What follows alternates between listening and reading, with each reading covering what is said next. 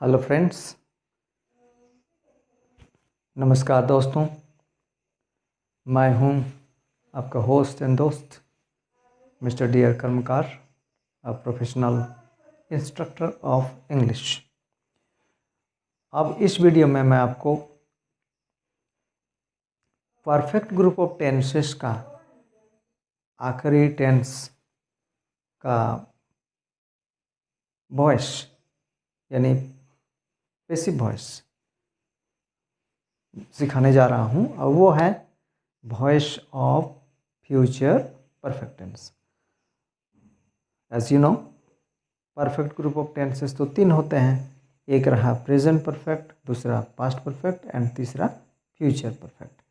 और मैं आपको present perfect and past perfect का सिंगल डबल दोनों टाइप का पैसिव बता चुका हूँ, सिखा चुका हूँ, और अभी अच्छी तरह से सीख गए होंगे। और अब मैं आपको सिखाने वाला हूँ voice of future perfect tense. तो आइए आप इसको अच्छी तरह से सीखने का कोशिश कीजिए, और हमेशा ध्यान दीजिए कि जो भी वीडियो आप देखते हैं आपको हमेशा शुरू से लेकर के अंत तक देखना है, और तब जा कर के आप अच्छी तरह से अंडरस्टैंडिंग कर सकते हैं। तो आइए, voice of future perfect tense. Voice of future perfect tense. Voice of future perfect tense का सबसे पहले आपको मैं एक्टिव का स्ट्रक्चर दिखा रहा हूँ कि टेंस में इसका स्ट्रक्चर किस तरह है। इसमें हम सबसे पहले सब्जेक्ट को यूज करते हैं, इसके बाद shall have and will have helping verb के रूप में, shall have and will have helping verb के रूप में। और फिर इसमें भी आपका past participle form of verbs होता है, वर्ब 3 होता है, और इसके बाद होता है ऑब्जेक्ट। और कहीं कहीं देखिएगा कि ऑब्जेक्ट के बाद फ्यूचर परफेक्ट टेंस का वॉइस में एक टाइम, बाई प्लस टाइम दिया हुआ रहता है। अगर वो रहा एक्टिव वॉइस में तो पैसिव में भी उसको ऐड करना है। तो इसका पैसिव का स्ट्रक्चर मैं आपको दिखा दूं। पैसिव का स्ट्रक्चर इस तरह हुआ कि वो जो ऑब्जेक्ट आप देख रहे हैं वो यहाँ पर सब्जेक्ट बन जाएगा। सब्जेक्ट बनने के बाद शैल हैव बीन और will have been helping verb के रूप में यूज कीजिए। इसके बाद ये जो भाव है थर्ड फॉर्म का, उसी फॉर्म, उसी भाव, उसी वैसा ही उसी रूप में आपको यहाँ यूज करना है। इसके बाद प्रीपोजिशन बाय, और इसके बाद ये वाला सब्जेक्ट यहाँ पर ऑब्जेक्ट बन जाएगा। Object by plus object. लेकिन ध्यान रहे कि अगर एक्टिव में ये ऑब्जेक्ट के बाद बाय प्लस टाइम जैसे by 2 o'clock, by next year, by 3 days, ऐसा कुछ समय अगर यहाँ पर मेंशन किया हुआ रहता है तो वह चीज़ आपका यहाँ भी आ जाएगा लास्ट में। तो आइए सेंटेंस लिया जाए, एग्जाम्पल लिया जाए। Like active voice, like he will have done this work. He will have done this work. This is the sentence of future perfect tense। अब देख रहे हैं सब्जेक्ट के बाद यहाँ will have और verb 3 है। इंग्लिश सेंटेंस का टेंस कैसे पहचानना है, this is one of the important thing to no.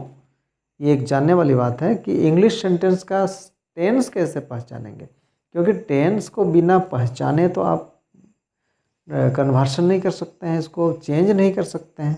कैसे चेंज करें, कौन सा रूल को अप्लाई करके आप चेंज करेंगे। इसलिए पहली बात है कि आपको टेंस अच्छी तरह से पहचानना होगा एक्टिव वॉइस का। तो उसको पहचानने का तरीका है कि आपको हेल्पिंग वर्ब देखना है और वर्ब फॉर्म्स देखना है, क्योंकि हर एक टेंस का हेल्पिंग वर्ब अलग अलग होता है, हर एक टेंस में वर्ब फॉर्म्स अलग अलग होता है। तो ये हैव बीन, शेल हैव और विल हैव, ये है फ्यूचर परफेक्ट का हेल्पिंग वर्ब। तो उसी में से जब आप देख रहे हैं कि ही सब्जेक्ट के बाद विल हैव है और फिर भाव है तीसरे रूप में, देन इसी से आपको समझ में आ रहा है कि यह फ्यूचर परफेक्ट का एक्टिव। आपको पैसिव करना है इसको। चलिए पैसिव किया जाए। अब ये दिस वर्क जो एक्टिव वॉइस का ऑब्जेक्ट है, इसको सब्जेक्ट का जगह में लेकर के आइए, दिस वर्क। इसके बाद यहाँ पर जैसे आप दो हेल्पिंग वर्ब देख रहे हैं, shall have been and will have been. इसमें याद रखना है कि शेल हैव बीन का यूज सिर्फ फर्स्ट पर्सनल सब्जेक्ट यानी कि आई वी के साथ करना है और बाकी सबके साथ विल हैव बीन का यूज होगा। तो यहाँ पर this work, this is third person, तो इसके साथ लगाइए will have been. This work will have been. इसके बाद डन, ये भाग 3 है, उसी फॉर्म में लाइए, यहाँ पर डन को लगा दीजिए। Then this work will have been done, preposition लगाइए बाय, और उसके बाद ही का objective form him. Then he will have done this work, इसका पैसिव में चेंज हो गया, this work will have been done by him. इसमें टाइम मेंशन नहीं था। दूसरा सेंटेंस देखिए, विथ टाइम में active voice, like they will have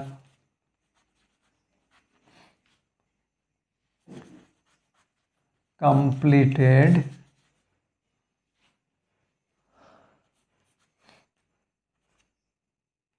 this work by 2 o'clock। तो इसमें दिस वर्क ऑब्जेक्ट के बाद यहाँ पर फिर एक टाइप का टाइम बाय 2 o'clock मेंशन है।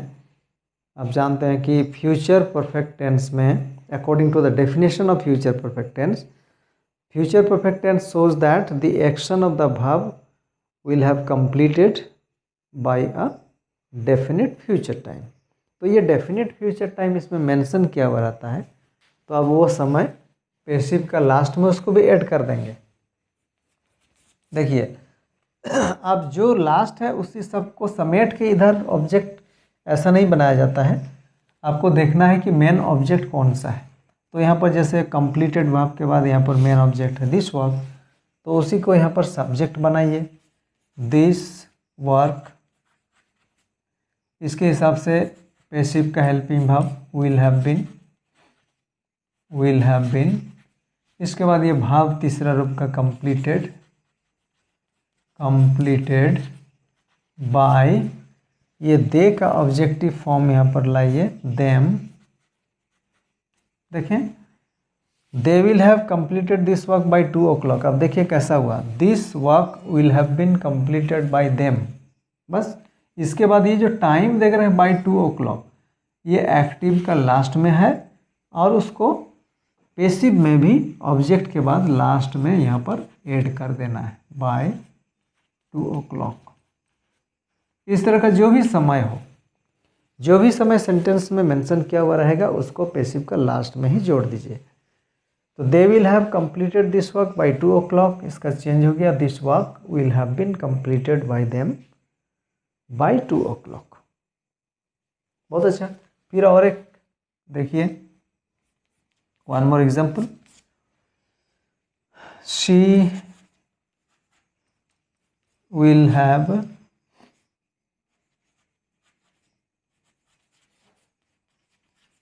helped me by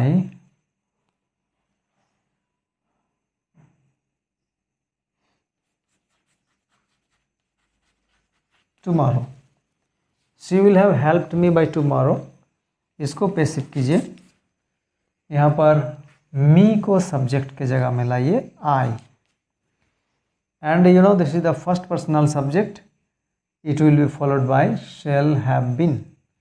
I shall have been helped by her by tomorrow you have to add at the end of passive voice. Passive voice के अंत में इस समय को जोड़ देना है. Then we could learn. I hope you learned it. You learned very easily. Now you can do it very easily. आप बहुत आसानी से इसको कर सकेंगे, बना सकेंगे. You will be very very helpful in your exams if you can follow nicely. अगर अच्छी तरह से इसको फॉलो करते हैं तो आप अपने हर परीक्षाओं में, हर एग्जाम्स में बहुत अच्छा कर पाएंगे, आसानी से समझ जाएंगे. तो अब मैंने आपको दिखाया some examples of future perfect tense and how to change them into passive voice. I just taught you. मैंने आपको सिखा भी दिया. तो बस इस वीडियो के अंत में मैं आपको विश करना चाहता हूँ कि आप अपने परीक्षाओं में अच्छा करें. And I wish you good luck for the upcoming exams and give you lot of thanks.